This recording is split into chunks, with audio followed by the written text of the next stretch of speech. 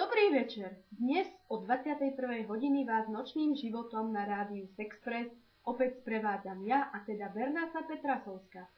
Dnes nahliadneme do lekárskeho prostredia v našej rubrike Pod rúškom nemocničného krídla. Samotný Aristoteles vo svojej novele Starec a more uviedol citát, ktorý dokonale vystihuje tému dnešnej rubriky.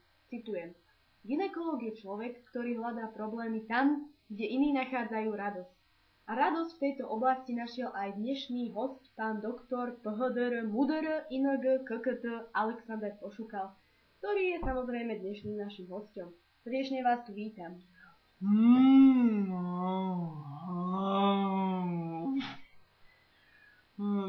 Dobrý večer. Zdravím všetky ženy, vyliečené mojou rukou a možno aj niečím iným však.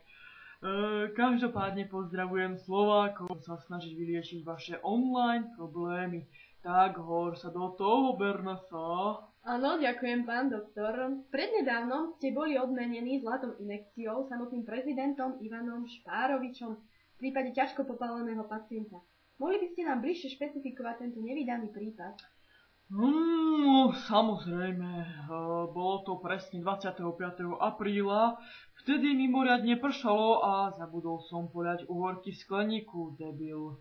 S mojím tímom Kobár 11 sme dlho uvažovali nad možnou diagnózou, až sme zvolili liečbu hormonálnej Viagry. Takže hormonálna Viagra, No. A pomohlo to nejako?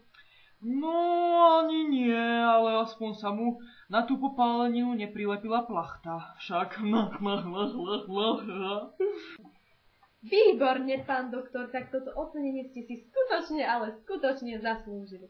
Máme tu aj prvú otázočku od pani Aleny z Veľkých Hnátov. Pýta sa: Pán doktor, mám neskutočne veľké prirodzenie ako dvere. Mohli by ste mi s tým dáko pomôcť? No, to je veľmi nezvyčajné, pravda.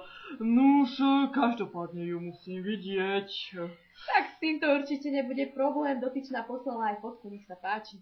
Ježiš, preboha, to som dal tie dvere, to mi Berna sa nerob toto.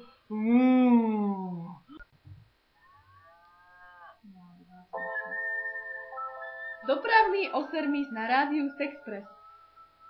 Na diaľnici D8252 v smere od Tvrdolína do Ružbachov sa zrazil Azad Diesel, mimochodom rok výroby 1995 s kolobežkou bez vodiča. Zdržanie hlásite na 25 minút. Pozor na svorku ježkov z výjazdu na D2 v smere od Žitného ostrova. Zdržanie nehlásite. Pozor však na vaše pneumatiky. Opitý chodec Štefan S. z Údiče bráni v premávke zo smeru z Púchova do Považskej Bystrice. Táto správa však už bohužiaľ nie je aktuálna. Je možné, že pán z Údiče sa už podel do pivnice svojho domu. Ďakujem svojim kolegom z dopravného oservisu a my ďalej pokračujeme v rozhovore s pánom doktorom Pošukalom. Pán doktor, je o vás známe, že okrem gynekológie pušujete aj do oblasti neurológie. Vzhľadom na to mám na vás takú jednu súkromnú otázočku. Viete totiž to, môj priateľ si myslí, že je kvoň. No, tak ho privete, ja ho snad vyliečím. Dobre, pán doktor, to znie naozaj presvedčivo, ale až skončí dostihová sezóna, viete, on totiž to práve teraz začal vyhrávať. Ale tak to bolo troška tak súkromne. Vráťme sa späť k našim poslucháčom.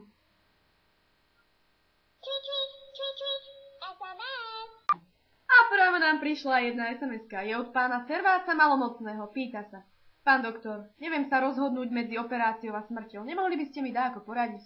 No tak toto je veľmi závažná otázka. Ale mám na ňu celkom ľahkú odpoveď. Pán Servác, s trochou šťastia môžete mať oboje. Tak myslím si, že za týmito slovami už niečo dodať. Snad len toľko. Naladte si nás aj o týždeň. Ja by som sa ešte chcel rozlúčiť a zároveň skonštatovať, že nie je lepšie mať otvorený obchod ako obchodený otvor. Dámičky, teda nehambite sa ku mne prísť, ja sa rád zaujímam o vašu anatómiu. Ďakujem nášmu hostovi, pánovi doktorovi Pošukalovi, a o týždeň sme tu opäť a zas a znova. Hosťom bude pán doktor Ernest Pitva z Bratislavskej nemocnice na Klamároch.